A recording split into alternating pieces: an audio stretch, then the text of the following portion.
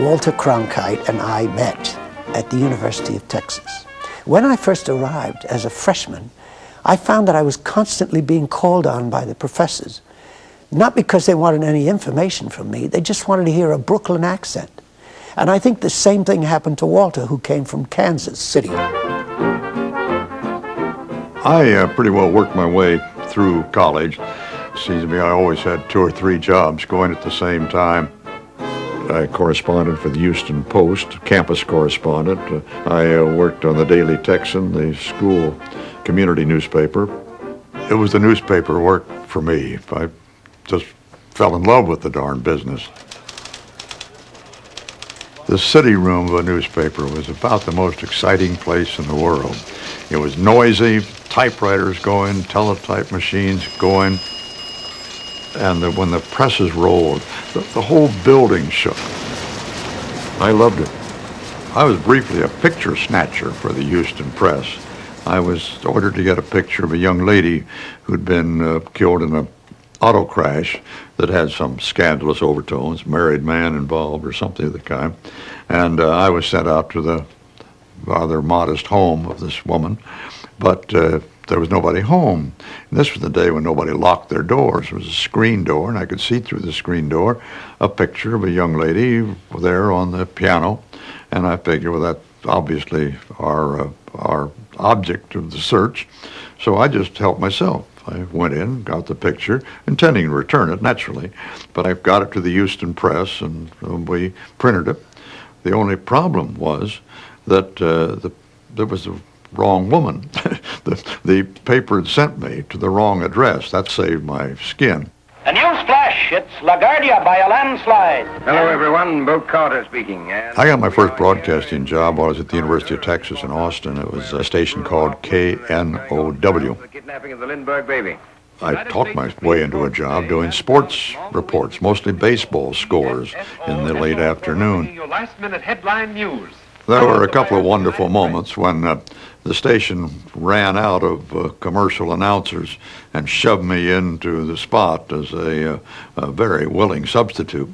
And one of these occasions was when a man who would later become governor of Texas, W. Leo Daniel, brought his cowboy band to Austin. That $1 million smile is the latest thing in style. You got all this cacophonous cowboy western music, and I stood there and said, W. Leo Daniel and his light crust doughboys are on the air. Woohoo! Greatest moment of radio. And I got that $1 million smile.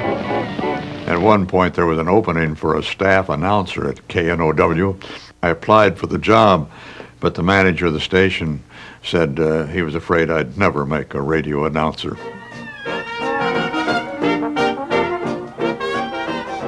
I got so involved in the newspaper business, which I loved, and a little bit of radio on the side, that actually I wasn't going to class as much as I should have.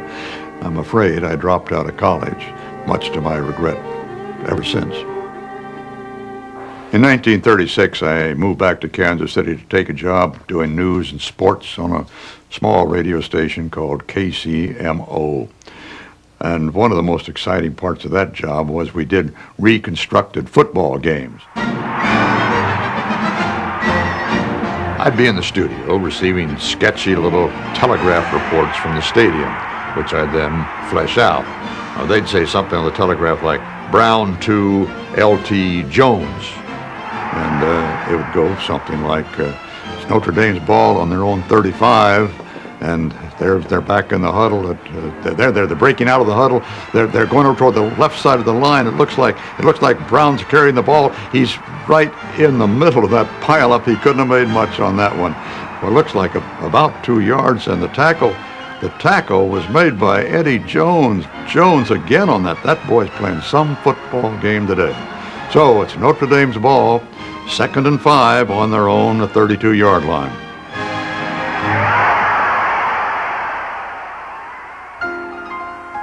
There came the day at KCMO when down the corridor, and I could see her coming, the most gorgeous creature I'd ever seen in my life, an absolutely sensational redhead. Her name was Betsy Maxwell.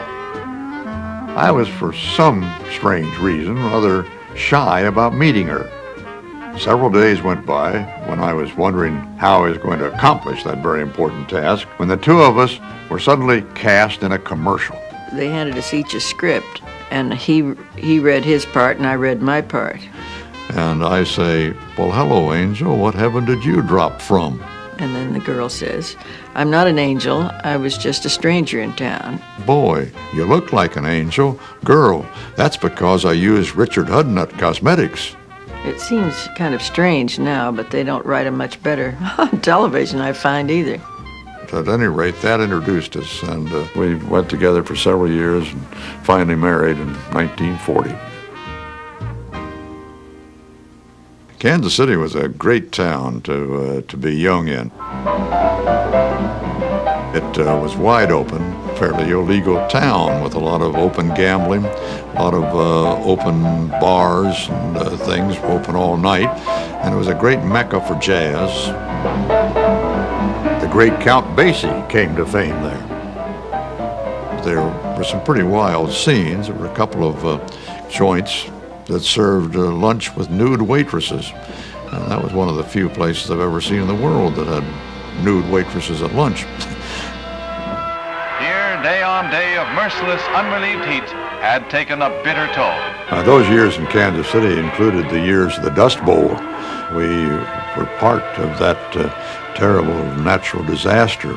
We could look from the 15th floor office space occupied at station KCMO right out across the plains of Kansas.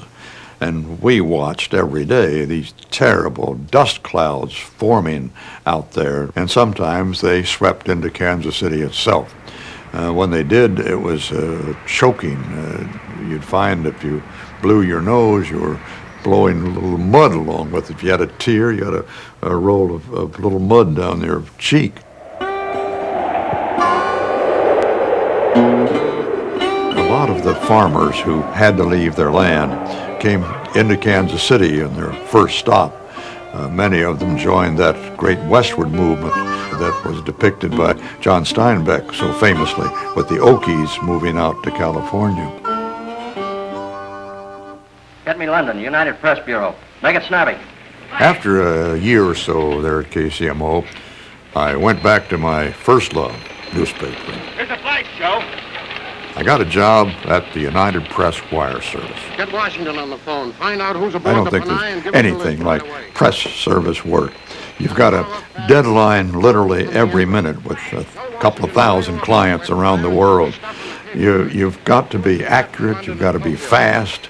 It's just one of the most exciting businesses that can be. Flash! My first really big story was in 1937. I covered the explosion of the school in New London, Texas. In the ghastly ruins of a Texas school is written the most appalling disaster of its kind in American history. I was the first press service man on the scene, and here under these the glare of these oil field lights, the oil field workers themselves, whose own children were in there, tears streaming down their faces, their hands bloodied from tearing at this masonry, getting at these kids. Only 5 minutes remained before dismissal time when the explosion came, which in a moment wrought such havoc as to shock the entire nation. Gas was probably the cause.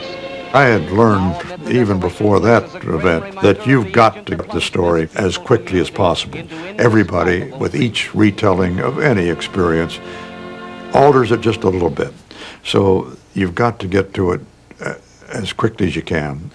It was really a ghastly scene and, of course, a major news story for days. In a clearly desperate effort to find feature material when I was with United Press in Kansas City, I took to going to the burlesque house, strictly professional, you understand. But I met some fascinating characters there, naturally. One of them was a stripper named Hinda Wasu. I remember on one occasion I was asking Hinda, we weren't quite in the war yet, I said, "Miss Wasu, what do you think burlesque part will be in maintaining wartime morale?"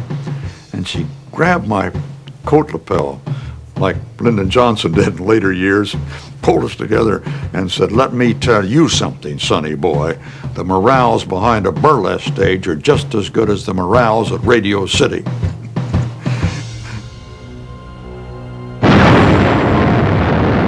Still to come, Cronkite Remembers World War II. I'm just back from the biggest assignment that any American reporter could have so far in this war. And later, the dawn of television. We literally figured out how to do it as we went along. Let's go to Capitoline Hill. I was thinking how fortunate our great heroes